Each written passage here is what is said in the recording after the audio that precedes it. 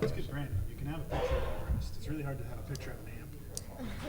Yeah, yeah, that's true. So we just went with black.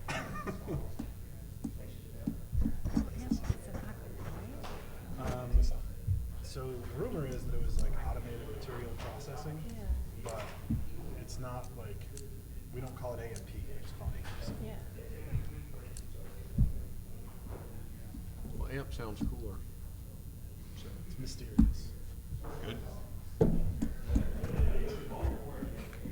Okay, everybody, welcome. Thanks for making this your first stop after lunch.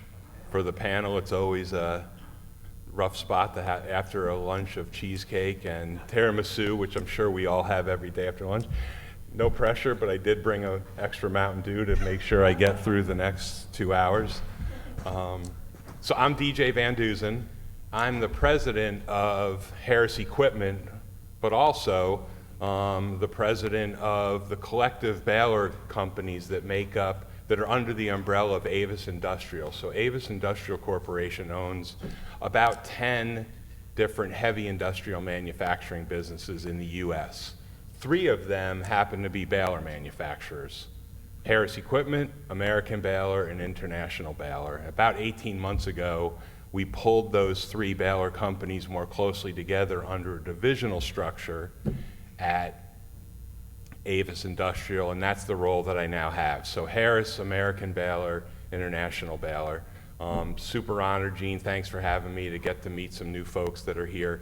I've been with Harris about 5 years now, after spending about 10 with what was Rock 10, then West Rock, in the recycling side of that business. So seeing a lot of friends from the waste paper buying and selling side, and a lot of friends from the recycling plant side.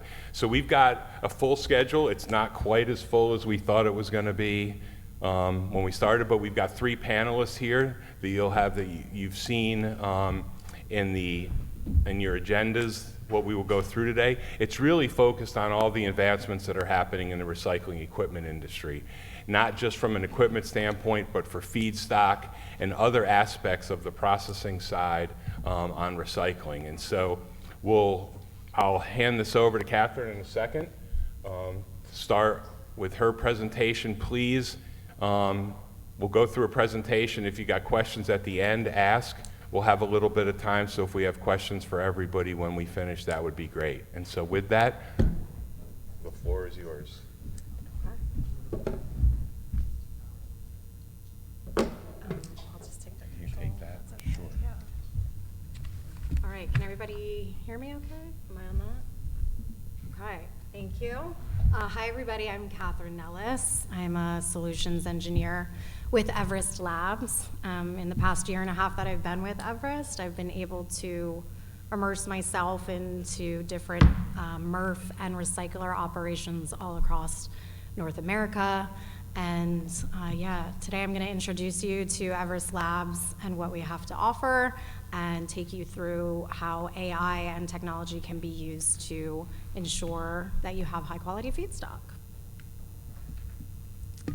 So yeah, over the next 20 minutes or so, I'm going to kind of cover the supply and demand relationship between recycled content, talk about some of the challenges with that feedstock supply, and then explain how our solutions, which we call Recycle OS, can be used to combat those issues.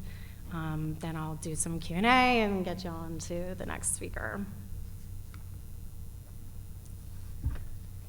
So to overview Recycle OS and Everest, for anybody who's not familiar, we are a climate tech company based in the California Bay Area. I myself am coming from New York City, so I'm happy to be in balmy Florida. We provide AI software and robotic automation for players all throughout the recycling industry. That could be, MRFs or plastic, aluminum, and paper recyclers. Recycle OS essentially allows our clients to gain visibility into their operations, reduce labor costs, optimize their plant performance and their recovery rates, and reduce contamination in your material streams. So RecycleOS begins with our vision system, which is the camera that gets mounted on top of your conveyor belts. It captures all objects that pass underneath that camera, essentially digitizing your material stream. That stream is then applied to our AI, which uses imaging and text recognition and machine learning models to categorize those objects into 60 different object types, which is then, essentially creating a complete data set of all of the material coming in and out of your plant. The data can then be used in a few ways. RecycleOS can be a standalone camera system that gives you data to justify and identify plant improvements, but it can also be used to instruct robotics to then actually pick contamination out of your streams or recover valuable materials from waste streams, and automate, any sorting that you may have in your facilities. Lastly, that data is then converted into analytics, which we provide on customizable dashboards, giving you insights at a real-time basis, and it's on a cloud platform for you to access.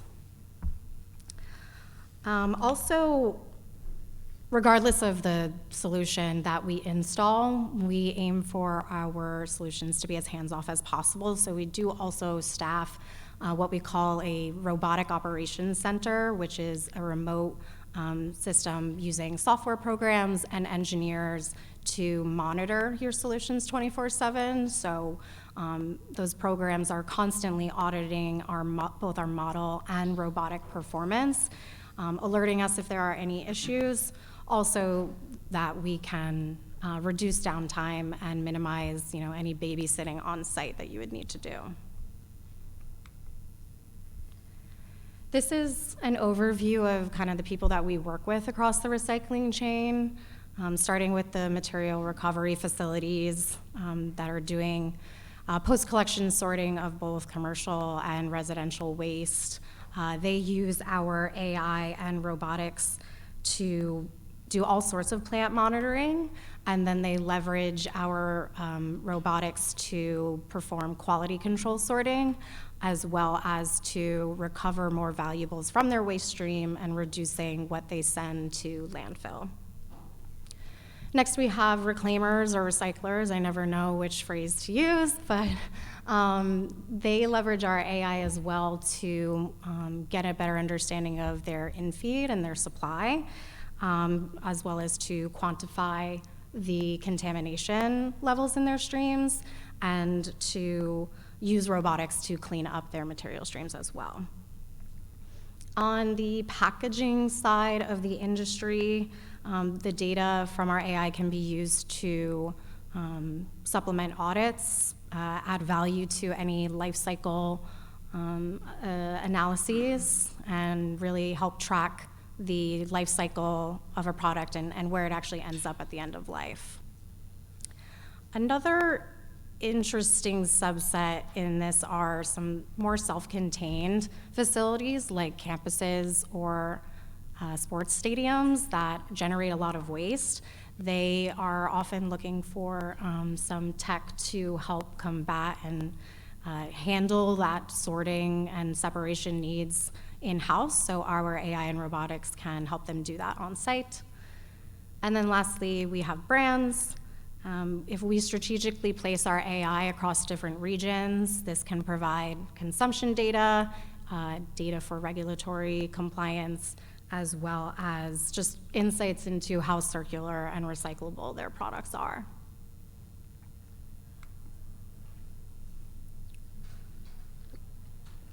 So the demand for recycled content has been increasing, and these are some of the reasons as to why. First, our regulations, EPR laws, and recycled content mandates are starting to take effect across the country. It may not be happening at a federal level anytime soon, but there are a lot of states that are sort of setting the bar for what EPR regulations will look like. And really the goal is to just incentivize higher recycling and recovery rates. Brands have also been making a lot of pledges to use more recycled content in their packaging, which is obviously hindered by the limited supply, but it's significant and we don't expect it to get any less. And recycled content has been growing in popularity, given its impact on the climate is a lot less than virgin material. And yeah, people really care about that. When it comes to actual consumers, I would say a significant portion of consumers do actually believe in the positive aspects of recycling and sustainable products, and are, have been surveyed to even be willing to pay more for those types of products. So the demand's there, but the supply is not as much. Some of the issues with that, on the MRF side of things, labor costs are high. It's hard to source labor in certain areas, and with manual labor, it's really difficult for MRFs to ensure the recovery rates that are needed. And that can just, it just makes it hard for them to increase their recovery while keeping their costs low. On the reclaimer side of things, they're looking for high quality bales that are coming out of these MRFs, and they're not really getting them. So that lower quality of feedstock ultimately leads to higher processing costs in the form of whether it's a lower yield or just the cost of downtime due to contaminants in their stream. So McKinsey & Company projects that by 2030, the demand for recycled content is not going to be met by the supply. And just plainly, the challenges at MRFs and reclaimers are going to need to be fixed somehow in order to bridge that gap. So, I just think about last year how a lot of big brands have made commitments to, use recycled content in their packaging by 2030 and to make their products more recyclable. And this kind of data showed me, why a lot of those brands rolled back on those commitments last year.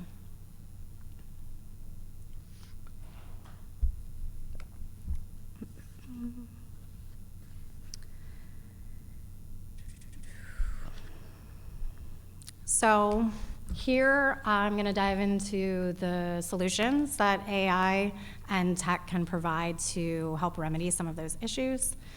EverestLabs' first solution for this is in the form of AI and data to quantify the material that's going in and out of your plant.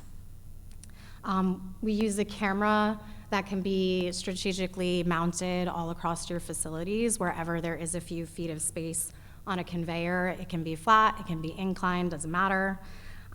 These insights that you can gain from this are just general line composition, the size and weight estimates of those objects, value analysis, and more. Our models operate with 95+% accuracy over 60 different object types, and it's configurable in nature, so the training on new materials or new packaging types takes only a couple of weeks. So for MRFs, this means that you can understand your material composition, what percentage is UBC, what's PET, HDPE, but our identification can also be much more granular. So for a PET recycler, you would be able to understand, okay, what percentage is green, what's clear, what's opaque, what's blue, and that just gives you a lot more insights into your operations. This material composition also allows you to understand the levels of contaminants that are present, and that gives operators more control of their processes downstream. So it allows you to avoid any equipment or machinery issues that may be caused by high contaminants in your system, and thus avoid downtime, which will ultimately cost you. And like I mentioned before, all of this data is converted into analytics, which are available on our cloud-based platform. And this data can be used to justify investments into plant improvements, whether that be new equipment, sorting, and things like that. It also allows you to relay real-time data back to your suppliers. So when thinking about suppliers, all of the recycling facilities that we work with, whether they're plastic, aluminum, paper, you all have pretty direct lines of communication with your suppliers, and you broker deals based on the commodity price and the quality of the bales that you're getting. So prior to using any sort of AI, most recyclers rely on estimates or manual sample checks to understand the quality of the bales that you're receiving.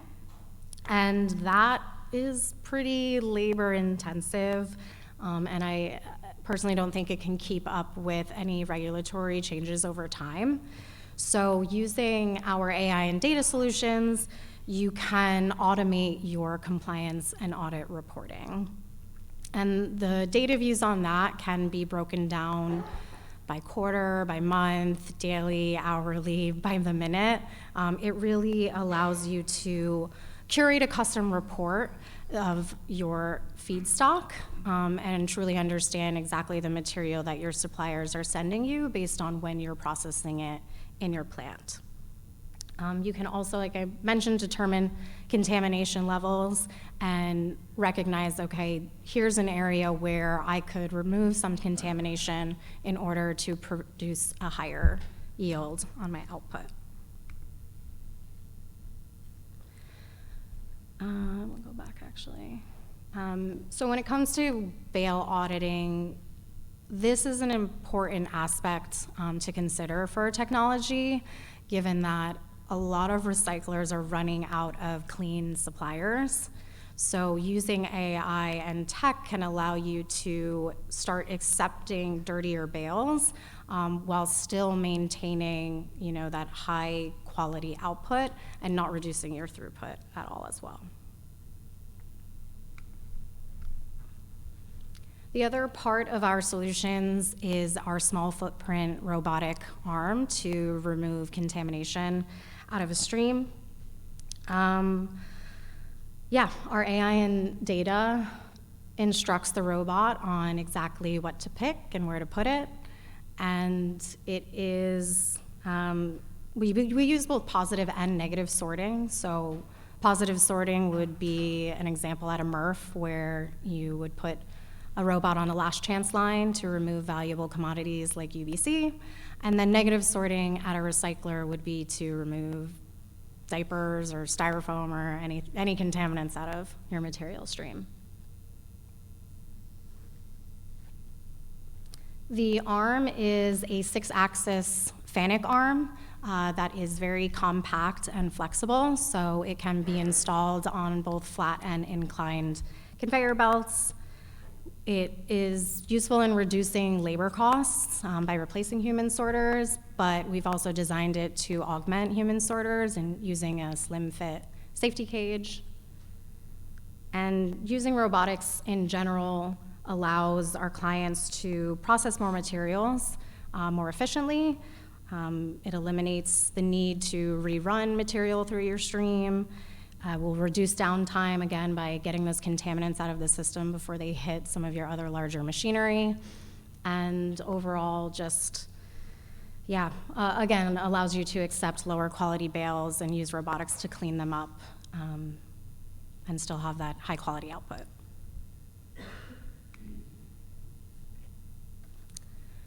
Yes, so to wrap, it's fair to say that the kind of feedstock supply problem isn't going away. It's only going to grow. And at EverestLabs, we see the need to use innovative tech to combat that supply issue instead of using manual processes. So for MRFs and reclaimers, they can leverage RecycleOS to combat that. And we hope to partner with a lot of the other players in the space to ensure a more circular economy. And I believe that is it. So thanks again, everybody, for staying awake post-lunch, and I'll open it up to Q&A.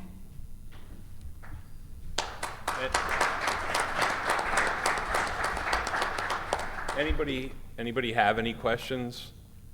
I guess, Katherine, one question that I did have was, from an adoption standpoint, are you seeing that more at the MRF level or at the reclaimer level? Because I'm thinking at a paper mill, it'd be awesome to know, because I can figure out the quality of the bale coming in versus the quality of the feedstock. Are you seeing a emphasis in one of those areas or the other? Yeah, I would, we're definitely, our biggest footprint is with material recovery facilities. I would say the breakdown probably 90 to 10%. And that's really because it's not it's not the start of the problem by any means, but that sorting it's really impactful at a MRF. And then on the reclaimer side of things, the data is very, very important. So the use of the AI and the camera by itself is much more popular at recyclers. And then we still have some recyclers using our robotics for contamination control as well. All right, so next up, I've got Justin Davis from AMP. He's Director of Business Development there. He's also a fellow Longhorn. So for those of you in the South, thank you for inviting us to the SEC, where we won the regular season and we're the team representing the SEC in the Final Four. So I'd like to thank all of you on our behalf before Justin starts. Thank you. We just won't mention what happened with Ohio State, but all right. Oh, it could have been ours. It was so close. Well, good afternoon, everyone. My name is Justin Davis. I'm with AMP on the commercial development team, and I have a blue screen, so that's a great start. I am a part of AMP's commercial development team on our mission to really rethink the economics of waste. And today we're going to talk a little bit about kind of some of the challenges in the industry, some of the volume challenges that Katherine already mentioned, and then we'll kind of wrap it up with what our solution looks like and a quick video of a pilot facility in Portsmouth, Virginia. All right, so these are the recycling rates over the last 30 or so years. And an educated group like this probably knows that there's some quibbling around how this information was collected, but I think directionally we know that it's correct. And that is that in the early 90s, we saw a huge increase in recycling. Why was that? We had proliferation of curbside recycling, and ultimately, we had single stream. Single stream met the customer where they were at. We made it easier to recycle and not harder. Since then, we've continued to make recycling harder. We've changed the material that we're allowed to take. We've gone to drop-off stations. We've eliminated curbside programs because they were not profitable or too hard to run. And so where AMP is coming at it is, hey, we're going to meet the customer where they're at, which is throwing things in the trash, and then we're going to pull it out. So you can see as we've increased our total disposal of MSW, that section that gets recycled has still remained constant over the past few years. So despite all the education programs, despite all these wonderful conferences where we all get together and talk about how much we want to increase recycling, we're still not getting there. Here's a quick cross-section of what that material looks like, and it's really important to note that the majority of these colors that are getting thrown away, they have beneficial reuse capabilities, whether that's through some type of organics program, recycling, or with advanced chemical recyclers. And so, as our founder and CTO, Matanya, said better than I ever could, for the past 15 years, we've been putting in all this effort and we've had no results.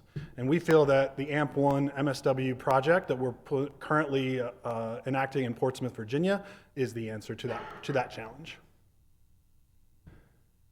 So as Katherine talked about earlier, there's a huge opportunity for recyclers that are sorting out material. And that is that if the packaging companies continue to commit to using rPET and other recycled materials, then we're going to see a supply-demand imbalance. And so that not only creates an opportunity for the sorters, but it also creates an opportunity for municipalities when they think about how they can monetize their recycling. There's additional opportunities for offtake of that material. In addition, we have challenges in the MSW market. Incinerators were very popular about 30 years ago, except they've increased in price almost threefold. And now when a municipality the size of, let's say, Miami-Dade County wants to replace their incinerator that costs them maybe 200 or 300 million, they're looking at over $1.5 billion. In addition, airspace in landfills is becoming more and more constrained, especially in the Northeast, the Northwest, and to a lesser extent in Florida, where the cost to bury is very, very high. These landfills take up to 10 years to permit and become activated and can cost millions and millions of dollars. So what that means is that most municipalities that have less than 10 years left in their landfill, they're already behind the curve. If they wanted to permit a new landfill, they should have started yesterday. So, as I said before, the answer that I think is an AMP1 MSW sorting facility where we can pull anywhere from 60 to 80% of the material out of the waste stream, redirect it into beneficial reuse via recycling, organics processing, and advanced recycling. Our facilities are highly scalable. We can process in the low end 50,000 tons all the way up to 1 million tons, and then take a modular approach from there to add additional volumes. Very, very low touch. As you'll see in the video, we only have 2 people on pre-sort for a 25 ton per hour system. The entire rest of the process is all automated through our AI, opticals, vision system, and our air jet separation technology. We can achieve up to 90% capture rates on most commodities. Includes BET, UBC, cardboard, OCC fiber, and the like. So we have 4 facilities that are currently up and operating. They do a mix of work from plastic recycling, a MSW facility, and a single stream facility. So Solon, Ohio, that's kind of our showpiece. So if you were to reach out to me and say that you were interested in building a new facility, this is probably the place I would take you. We currently operate it as a PERF, or a plastic recycling facility. So we buy a lot of mixed pack, 1 through 7, 1 through 2s. Occasionally we'll bring in some MRF residue, pull out all the valuable commodities, and then sell them to typical recyclers. Our Pitt County facility is actually our old Denver facility that kind of got rehabilitated into a small single stream facility with our partner RDS. Portsmouth is the video I'll show you at the end. And then Lithonia, Georgia, we do have a facility that is currently not operational, but ready for its next tenant as soon as we can find somebody who is interested in gaining a foothold in recycling in that market. All right, so 3 levels of solution.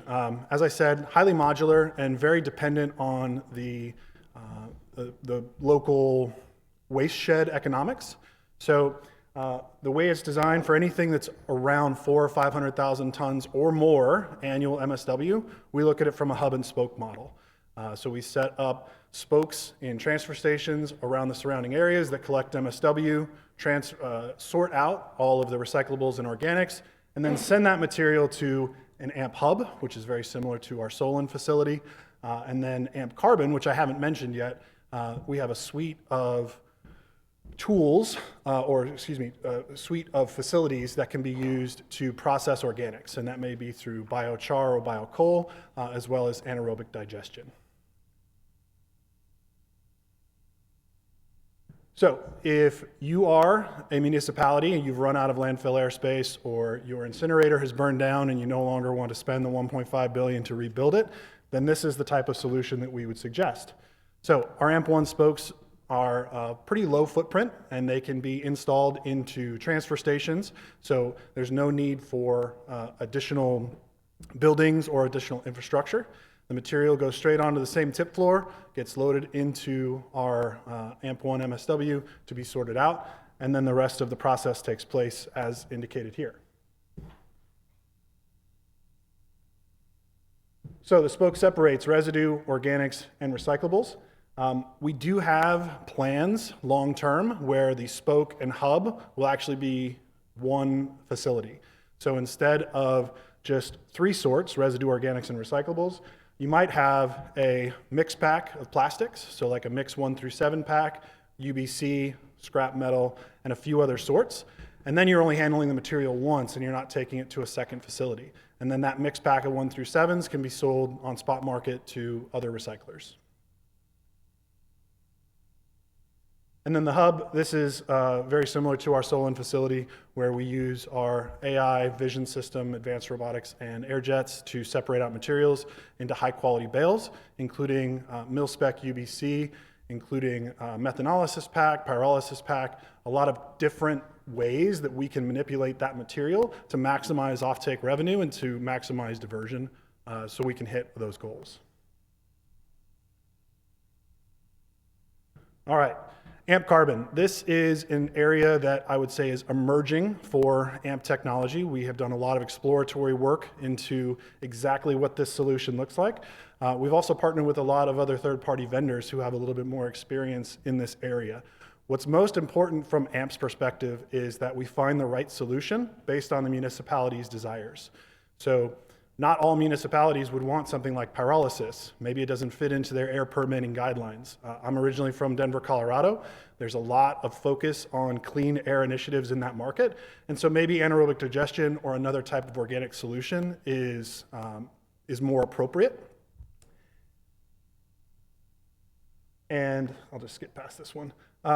What our AI allows us to do is generate a feedstock that is appropriate for any organics offtake opportunity.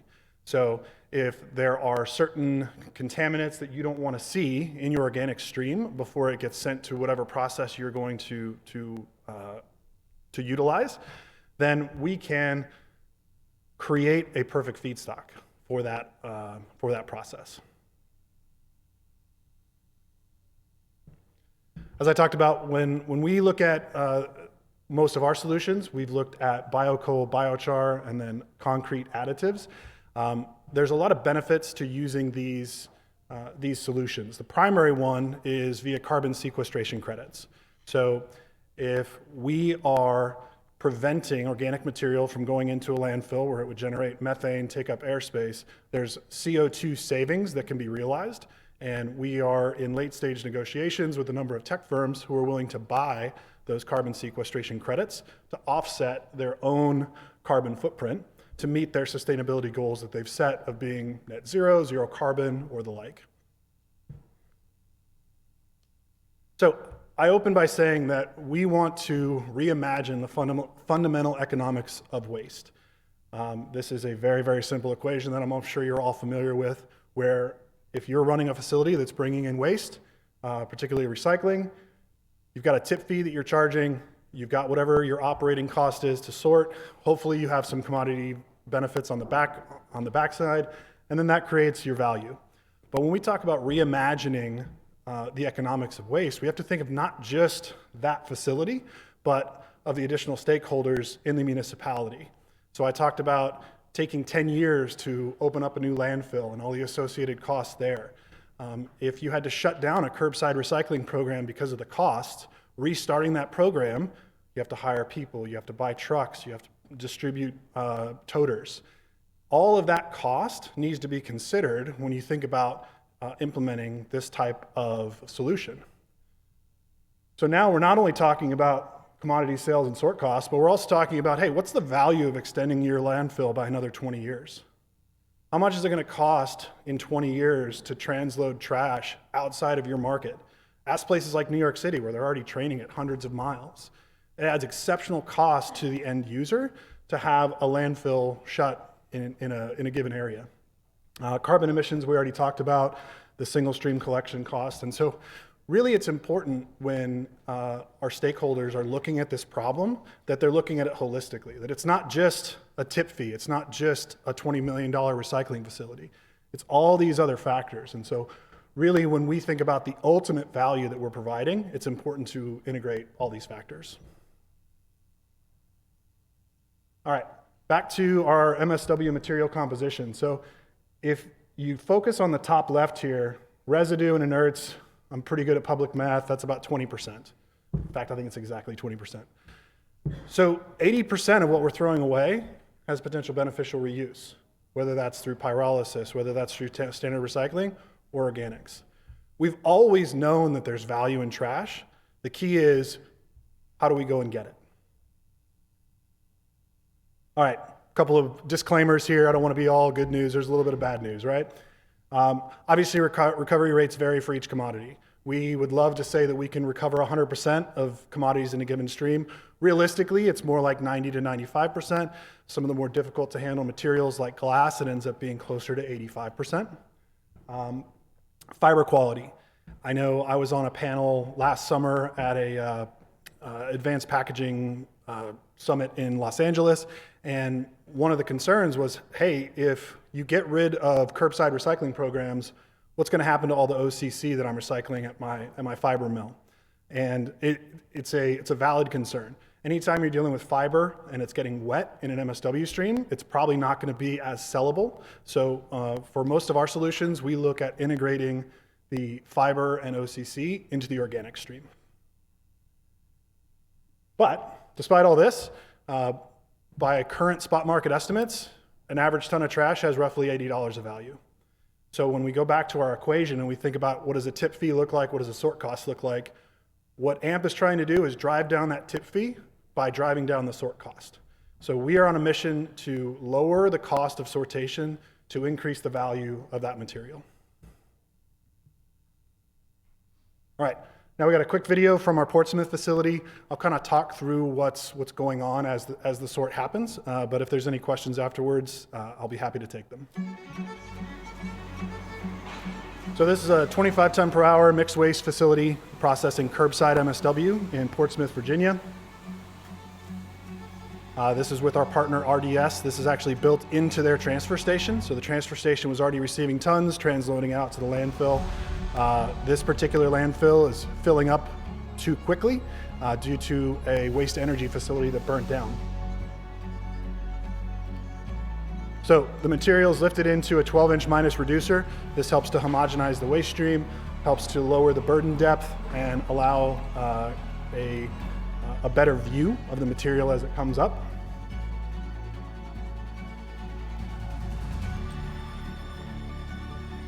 As I said, we have a pre-sort platform, 1 to 2 people.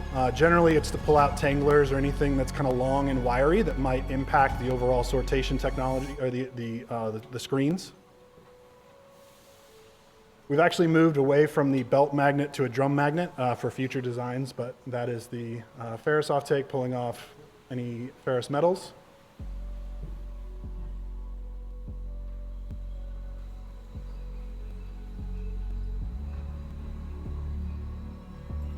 Just a rotating star screen, that's where most of the organics and fines will come out.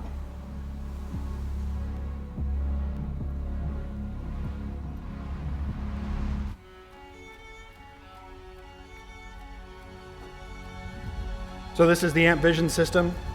Similar to most AI, it's constantly characterizing all the material that's coming through. We have single cut or double cut jets that sort at roughly 2,000 picks per minute. They're separating out all of the valuable material that we want to retain and send back to AMP1 hub.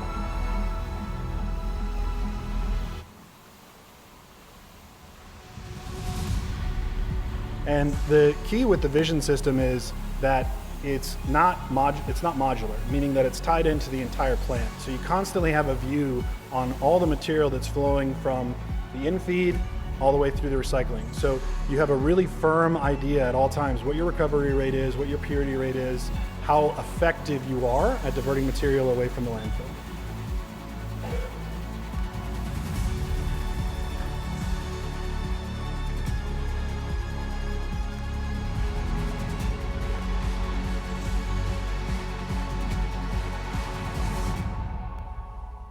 All right. So that is our facility in Portsmouth. If anyone is interested, I'd be happy to look into scheduling a tour of that facility or our Cleveland facility. And with that, happy to take any questions. Yes, sir. What is the average size of the facility, MRF, that you would build that your system would work, and what would be the smallest one? What approximate cost of something like this, and is there federal funding available? Yeah, great question. So As far as the volume, we're looking right around like 30,000 tons to make the economics work. We have designs on what we're calling a micro-MRF. It's challenging. You generally need a pretty high tip fee, but above 30,000 tons for a recycling facility works pretty well. That's generally in a 50 to 100,000 square foot warehouse, depending on how much finished goods storage you need and how big of a tip floor you need. And then as far as cost, highly dependent on kind of performance and what you're looking for. So it's going to be about throughput. Are you looking for that 5 to 10 tons per hour or more like 15 to 25 tons per hour? I would give you an estimate probably in the $20 million range, as low as 10. It really depends on what you're trying to sort for as well. So for every sort that you add, so if you want to sort like a base 7 commodity or a base 9, that'll add, a couple $100,000 here or there. And then, yeah, as far as the federal grant piece, there is a decent amount of funding, especially in EPR states. So we're highly engaged in Colorado, in Oregon, and Washington to see where that funding kind of flows through. And generally what we look for is a partner that will own the facility, and then those benefits flow to the partner. So we sell you a facility, then you get offsets from some type of funding, either state or federal.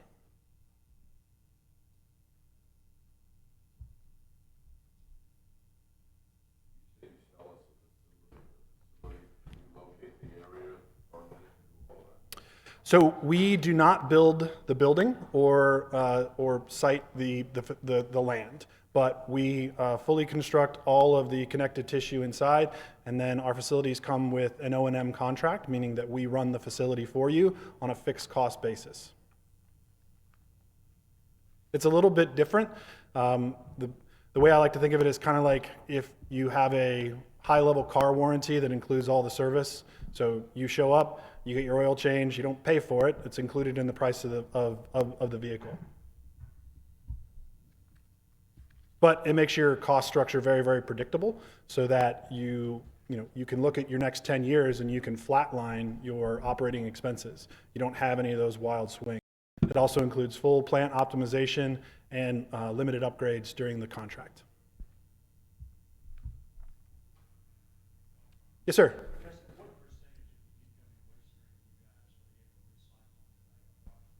Yeah, so 60 to 80% is what we're targeting, and about 20% or so is kind of ISRI recyclables, standard containers. Another 20 to 30% is organics, and then the remaining is film and flexibles and advanced recycling feedstock for pyrolysis and petrochems. And I will say that the metrics that we showed were those were nationwide averages. So there's a lot of variability in terms of how well established the curbside recycling program is in a given community. So if you have really high participation rates, then at least the container piece is going to be a little bit lower, but there's still huge opportunity in the organics and the film and flexible side to pull a lot of material out of the waste stream and keep it from going into a landfill. Yes, sir. Hold on just a second. Let me get you this. Let me do something. Yeah, in that Portsmouth example, is it all their waste is in one bin, or is there also curbside recycling, and you're just managing the waste portion of that? Yeah, good question. So Portsmouth does. I don't want to misspeak on this. I don't recall if they have like a really robust curbside program, but the economics seem to work either way.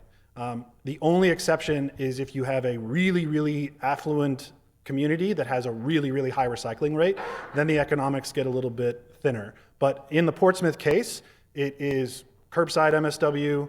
About half of the communities have curbside recycling. The participation rates are pretty low. But we would expect that if we were going into a community that had no recycling, then that would kind of be a sweetener where you'd get maybe 25% of the total stream, and probably a lot more on the UBC side, which, as we all know, adds a lot of value to the recovery. But it's a mix going into Portsmouth. You had a 30,000 tons, 1,500,000 square foot building ready to go, permitted and ready to go. How long would it take? 6 to 9 months. Yeah, so the question was basically if we had everything ready to go, building ready, permitted, and all it was just installing and getting our facility up and running, we can be up and running in 6 to 9 months.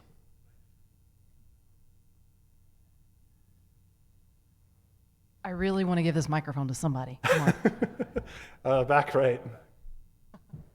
Yay. Whoever the first question was, that was the brave person. All it takes is one, and then everyone starts.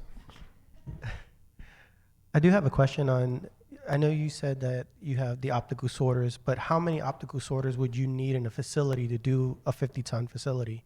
Would you Yeah. just do it over one piece of machinery or throughout the entire facility? No, so so the opticals are throughout the entire facility, and there's a reason for that. So I know when a lot of people think about opticals, they think of kind of like a modular system, right? Like you bought the box, you put it on your plastic line, and now it's sorting your 1 through 7s or whatever. Our system is it's a more holistic approach. So the opticals are all throughout the system, and that's partly quality control. Part of it is that on, let's say, the in-feed, right? As the metering wheel is coming up, an optical is looking and saying, okay, what's the material stream that's coming in? And then it's telling the rest of the system, hey, all right, we've got high UBC content, we've got high PET content, or we've got high contamination. And so the entire system is kind of unified together. And so what I would say is that the number of opticals that we have is the number that we need that we can promise you the results that you're asking for. So we have opticals even on like on the in-feed for the baler. And part of that is so we can ensure bale quality, we can monitor contamination, monitor what's going into the bale. As far as your specific question, like the number, I don't have the number offhand, but know that there's opticals on the in-feed, there's opticals at every double cut sort, there's opticals at every in-feed going into the bunker, and then there is a last chance optical on our recirculation line. Another question that I have is actually in South Florida, we have a lot of rain and a lot of moisture within, just on fiber itself. How would that work with your system? Yeah, so we're working really hard on advanced label sets with our AI, where not only can the vision system identify what the material is, but also the quality of the material. So is it a PET bottle? Yes. Is it a PET bottle that's 3/4 full of liquid? Do we want that? Do we not? Same thing with fiber, where we can identify, hey, is this low quality fiber, high quality fiber? Should we pull it off and send it to residue? Should it go into some type of organics biochar solution? Or is it clean enough to go into a high quality fiber bale?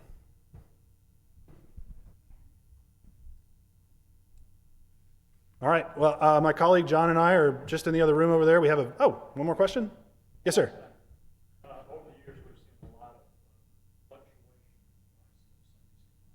Yeah. So the question's around fluctuations in price. Okay. The question was, over the years, there's been a lot of fluctuation in the price of commodities. Just wondered how it affected his business model. Yeah, so the fluctuations in price have actually kind of changed what we do. So when AMP was AMP Robotics a few years ago, we had what we called the Phoenix program. And the idea was that we were going to process MRF residue. And over time, as commodity values shifted and transportation cost increased, it became a really hard model to run with. MRF residue just doesn't have enough value, surprisingly so. So when we look at a ton of trash, I said $80, $85. For a ton of MRF residue, it's closer to $30. So the economics become really, really challenging. To counter that, what we, and specifically I have been working on, is finding offtake partners who are willing to sign up for fixed pricing for anywhere from 3 to 5 years. We target roughly the 50th percentile historical rate for any given commodity, and then we try and sign up for a put or pay 3 to 5 year contract, where we have a vendor who is committed that for the next 5 years they will buy our material. Most of those commodities are being sold at a discount compared to today's spot market prices. And if the supply-demand piece of the puzzle holds, then they're going to have an even better deal in the future because those commodities are going to continue to increase in value and they have a fixed set price. That helps us a lot with the financing of some of these larger capital-intensive projects. So that's what we're really driving towards, is that model of finding offtake vendors who are willing to say, yep, I'm going to sign up for 3 to 5 years of your material at this rate.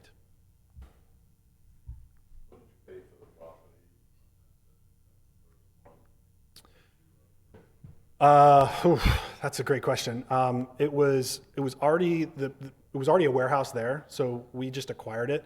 We didn't build it. I don't know what the price for the facility was, though. You talking about for the Cleveland facility, or are you talking about?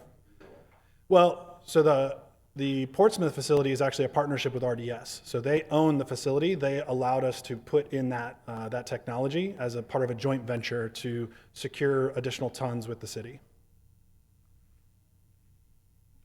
Yes, sir. Are you picking any batteries, or you look?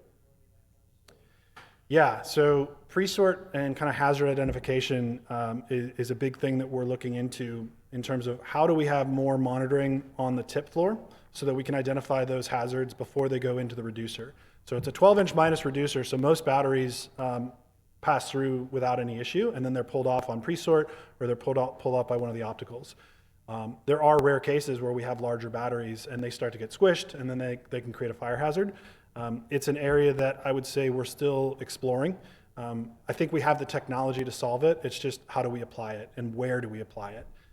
I could see a situation where before the material goes into the reducer, it actually goes on a separate pre-sort line where we have opticals to identify those hazards. But yes, it is a growing concern as more people throw away those types of materials. Especially if you ever see one of them blow up and see the fires that they can create. So, again, John and I are just over across the way. We have a booth set up. Please feel free to stop by. I appreciate your time. Thank you.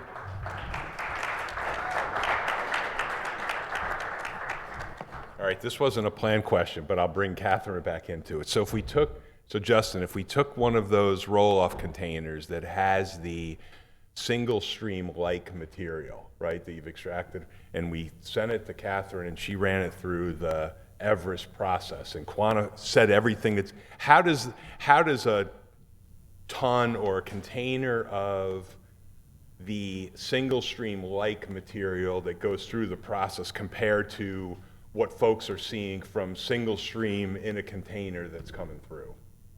Yeah. Well, I don't really know the answers.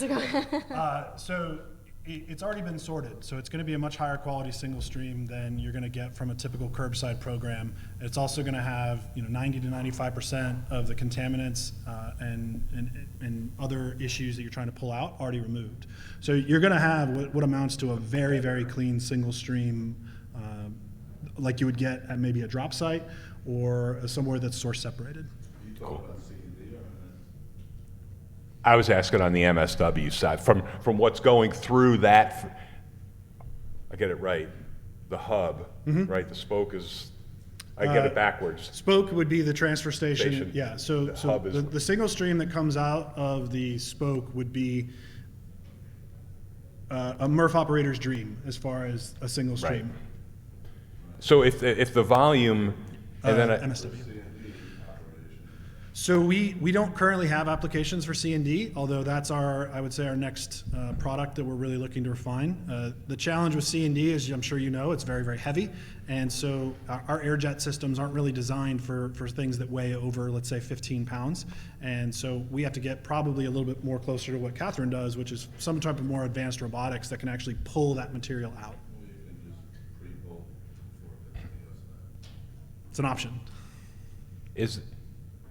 I would guess then the evolution, looking at Portsmouth, if the volume warranted it, you could put a MRF-like facility, right? Because now you've got containers, now you've got some form of sort line as opposed to the transportation cost of whatever that is to move that container somewhere else. Now the volume's got to justify it, but I see that would be the logical next step in the process. Yeah, that's what we're calling a super spoke, where you've got kind of everything happening at once. And it really just depends on the waste shed and where the material is currently flowing to. If you already have a large network of transfer stations, which a lot of large municipalities do, then it makes sense to just put the spoke at those transfer stations. And then the hauler doesn't have to change what they're currently doing. They're already delivering material to that location. They're already paying a tip fee at that location. And so then you can just sort it out from there. Cool. All right, last up in the group, a little near and dear to my heart. I learned a lot in the last hour already, but so next up, Cameron Cecil from Recycling Equipment Incorporated. So you all know, in the Recycling and Waste Equipment Division, the Harris Equipment, American Baler, International Baler footprint of companies that I've got, one of our channels to market is through a distributor network where we've got regionally based authorized dealers who not only sell our equipment, resell the equipment in that new equipment in that location, also provide a tremendous amount of aftermarket service support. REI does happen to be one of our trusted partners in the Carolinas and also in the state of Texas. And with that, Cameron, the floor is yours.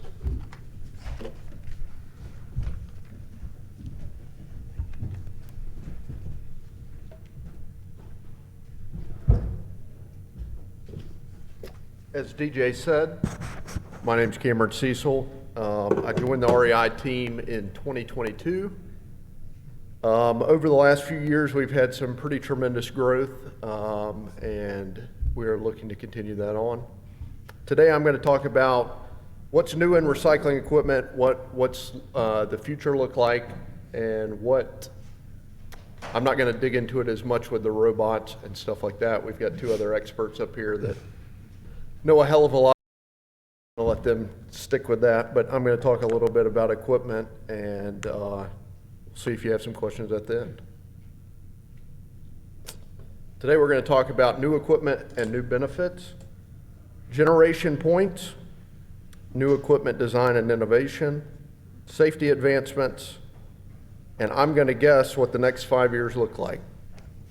I've told a few people today, I said if I knew what the next 5 years looked like, I could probably sell it to everybody in this room and make a lot of money and get on a private jet and fly out of here and go home and be happy. So some of the new equipment. As they talked about before, I think AI and robotics is going to be huge over the next few years. We're going to have increased processing efficiency. We're going to have higher throughputs than we've ever seen before. And we're going to be able to recover more out of each ton. New technology like AI robots will ensure better separation than we've ever seen before. We'll have energy efficient equipment that's designed to use less energy while processing more material than we've ever seen before.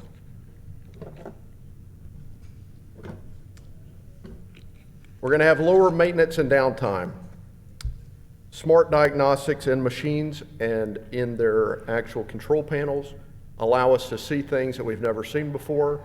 I think the days of having service techs on site for days trying to figure out what's the problem, what's going on, I think we're going to start to see that really drop. I can kind of see this as you call in to a service center, whether that be to a manufacturer, a dealer, a service group, etc.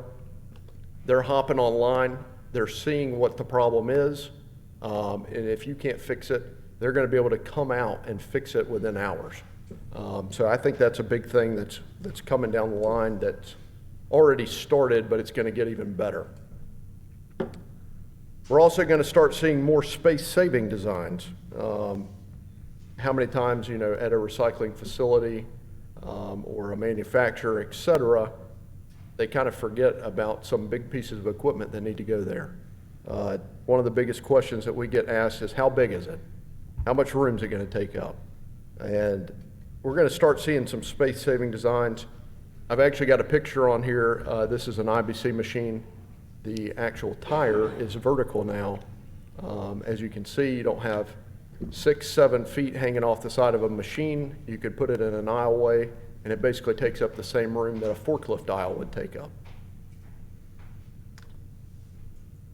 In addition to balers, I think other recycling equipment will be much more efficient.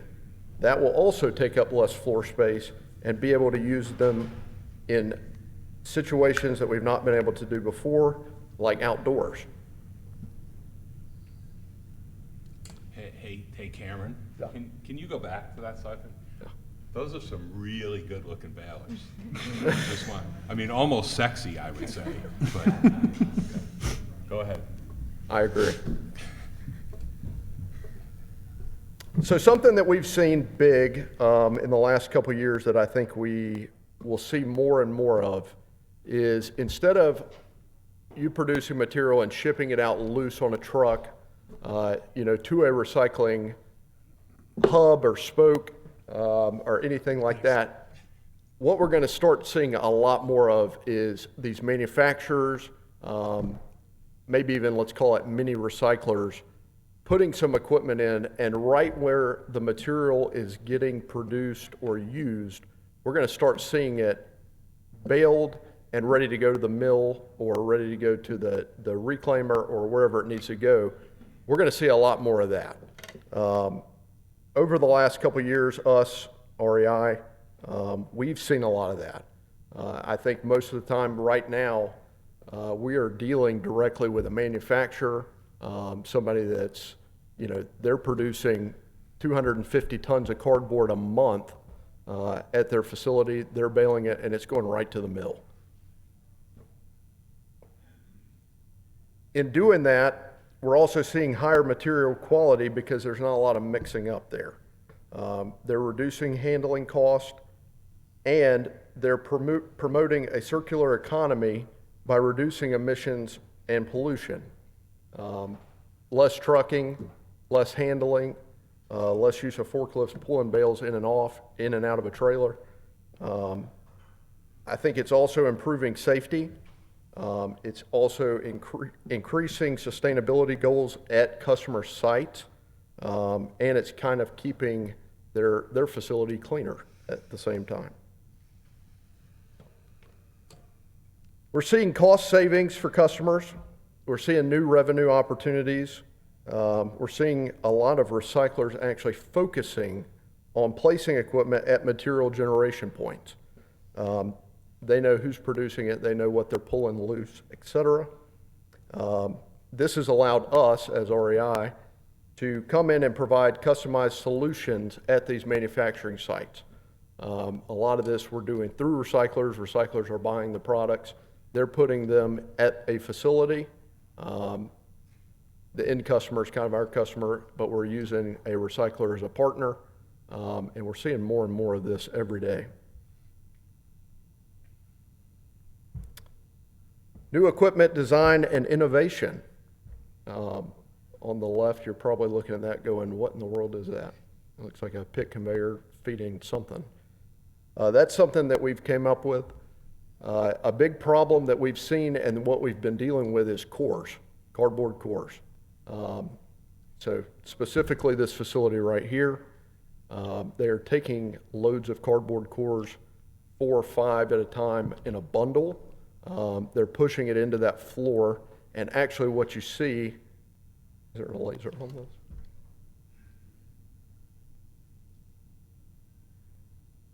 Right there, that's actually a tri-shaft shredder. So the tri-shaft shredder is actually mangling the cardboard cores, and that's the picture in the middle. That's what's coming out of it. At that time, they're able to blend that or bale it. A lot less wear and tear on the machine, and it's something that you can handle easily. The third picture on the right, although obviously RWE is our favorite, we do love IBC, Harris, and American. We also represent a company out of Germany, Strautmann. They offer. Sorry. Oh, you're fine. You got upset about it, I understand. Yeah, it's an alarm going off, and I'm gonna make it stop. Hang on. It'll happen in a second. He obviously did not like what I said. It's okay. That went off when you said I know, whoever that other immediately. company was. It might. You okay? We're good. Yeah, that was it. That was it. They're not a dealer anymore. That was your onboard lie detector. I'm not sure. I'm not sure. I don't know. I have no idea what that was actually. So Strautmann is another line that we actually offer, and we sell. They're based out of Germany. The picture on the far right is a ergonomic design of a vertical baler that they have recently come up with. It is a US mil-spec bale. It is typically used in a grocery store or something like that where they're collecting and emptying boxes. It could be used at Walmart while you're filling the shelves. You push the cart into the back of the baler. It has a feeding arm that automatically unloads the baler and produces a bale. You just go up and tie it. We're also seeing a big shift in systems that are designed to handle liquids. So you have valuable PET. It is full of some sort of liquid or aluminum.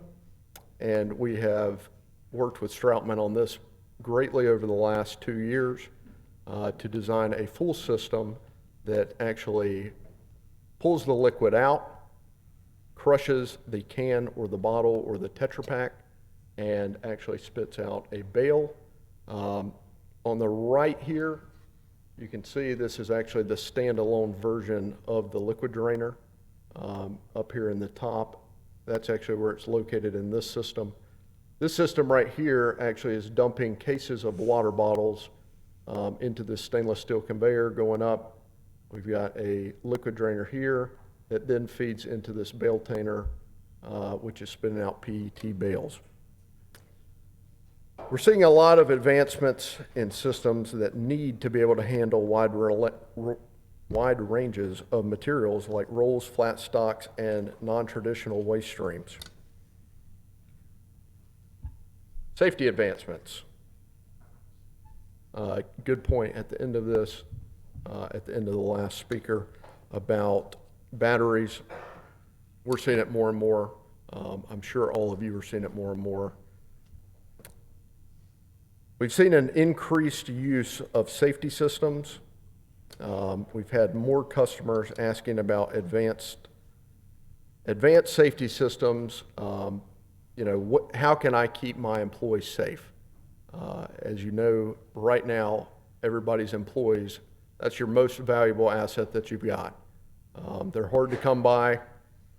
It's hard to hire new ones, and it's definitely hard to find good ones. So there's been a big increase in PPE. There's been a big push on RFID systems, safety systems, et cetera. This is one of our favorite ones that we've been putting into quite a few facilities. I went back and looked through our pictures of our installations and stuff, and honestly, I couldn't find a good one, so I used the one off this manufacturer's website. But it actually is an RFID system, and there's a sensor right here. All of the employees wear, actually it's an RFID tag on their vest. Some companies are sewing them into vest. You could put it in a hard hat. You could put it just about anywhere. But it's in case you have a employee that falls into a conveyor, that gets too close to a machine, et cetera. If it senses it, it turns off the whole system. We've put in quite a few of these over the last, let's call it 12 months. We've had some really good success with it, and obviously insurance companies will love it. So it's been a win-win for everybody. At the bottom here, I'm sure a lot of you have heard of Fire Rover. I have no affiliation to Fire Rover, but I do like their product, and I think it's pretty cool. So I wanted to put that on here. They're making some big pushes in fire detection and suppression. I think that's something that we're going to see, especially with the battery issue. I know even in my own recycling can, my trash, et cetera, I'm always looking because my wife likes to throw, everything under the sun in both of them. She doesn't know which one's which. So I think we're going to see a big increase in that as well. Over the next 5 years, we're also going to see a big push, especially in cities, counties, et cetera, with dust control and air quality. I think we're going to start seeing more manufacturing facilities, recycling facilities, et cetera, installing systems like you see here, big bag houses, et cetera. I think we're going to see customers and manufacturers that are going to be pushing for more guarding more light curtains, more interlocks, more safety features that can't be bypassed. You can see down here, this is another product that we sell and manufacture. This is a roll shear guillotine. It handles rolls, flat stock. We've cut trash cans, just about anything other than ferrous metal we've cut in it. But something that we actually switched to as a company about a year ago, we had customers that were trying to mix and match light curtains and safety screens, et cetera. So we've completely taken that out of their hands, and this is our standard. So this is not something that was added on, et cetera. This is what we're selling standard. We're also going to see more use of camera systems. This is actually a baler right here that we installed 4 cameras on. We've got a small screen here. And I think this is a big thing just because it's such a cheap option. The cameras now are so cheap. The screens are so cheap. It's not like years ago where you wanted to buy a 65-inch TV and it was $4,000. You know, now it's, you can get a Samsung for $500 and they've got a ton of them. So that brings me to the last question. What does the next 5 years really look like? Like I said, I'm not going to dig too much into the robots.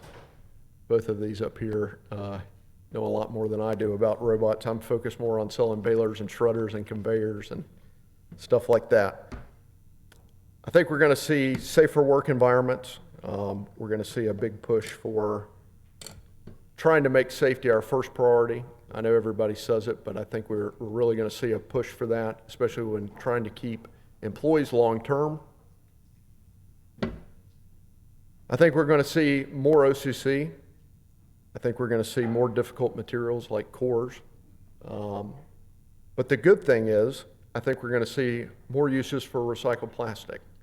On the right here, this is a pretty cool company I've been keeping up with, and they're actually shredding all kinds of different plastic.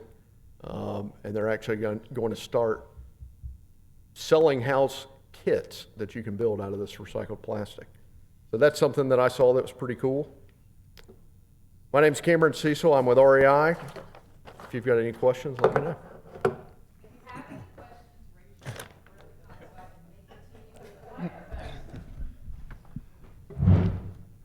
I do have one question. Was my mic on? Yeah. So I had a recycling facility that I was responsible for a number of years, and probably the worst job was the guy who had to go into the screens and stars and actually dig out all the tanglers and all the mess that's in there. Do you see any advancements in kind of maintaining some of that legacy equipment or some of those mechanical separation pieces so that we don't have people that literally have to go in and cut off old plastic? Yeah, I think there's always going to be that. Unfortunately, I think that some of the advancements, we don't deal a lot with separators, screeners, et cetera, stuff like that. But on the side of equipment that we do handle, what I am seeing is, better access points, stuff being put, where you don't have to take the whole machine apart to get to one piece, et cetera. So I do think we are starting to see, and this has been going on for more than 5 years, while we're building and engineering things, we're thinking about, hey, if this has a problem, how hard is it to work on it, right? And I think we've seen a big shift in a lot of the equipment that's coming out now or that's been put out in the last couple of years. It's easier than ever before to work on it. To your question about screens and tangling, I think the razor blade is still going to be the #1 option there. Hey, but easier to access would be even better. Yeah. Having that jump right into it,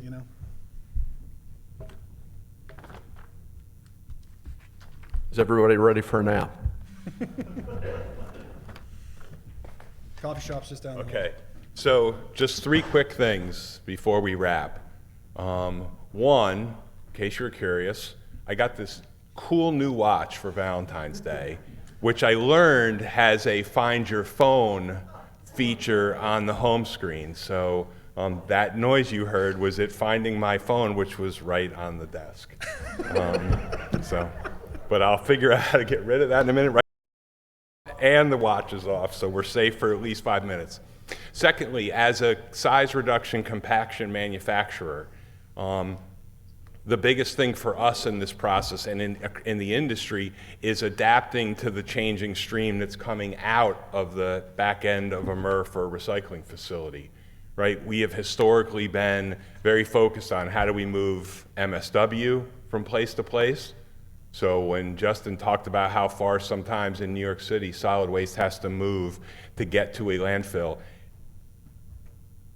as the business owner, that's awesome because we make cool equipment to move stuff either by either bagged material or in the back of trucks to get there. But we also know that's not going to happen forever. We have baling equipment today for obviously all the non-ferrous type material that's out there. We have shredders and shears for ferrous equipment, but what we start to see as an industry as we get deeper into the stream and start pulling out specific items, the traditional way of reducing the size or compacting that changes. The footprint of a baler changes. How do we do it? So there's a lot, having to be connected very closely with what technology is doing is super important for us as an equipment manufacturer. If you get a chance, we do have a booth at the show. There's a reception tonight from 5 until 6:30, even if you don't want a baler. What I do know, though, are the people that are at the show who don't use their drink tickets, so I can lead you to the people that have extra tickets when the 2 run out in your baler. So if nothing else, please come by and see. Thank you for the attention after lunch today. I really appreciate it.